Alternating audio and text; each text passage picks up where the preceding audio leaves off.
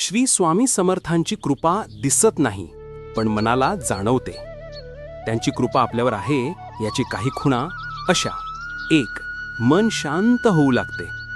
पूर्वी छोट्या गोष्टींनी ताण येत असेल, राग येत असेल, पण अचानक मन स्थिर राहू लागतं. ही स्वामींची पहिली खुणा. 2. मार्ग स्वतःच तयार होतात. अडथळे असतानाही कामं सुरळीत होतात.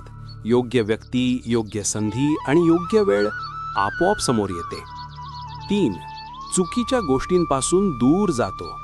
वाईट सवयी, चुकीची संगत, नकारात्मक विचार हळूहळू दूर जातात. जणू कोणीतरी आतून थांबवतं.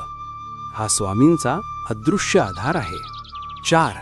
मनात सतत स्वामी स्वामी जप घुमतो. कारण नसताना मनात स्वामींची आठवण येणे म्हणजे स्वामी स्वतः तुमचं मन वळवतायत. 5. संकट टळतात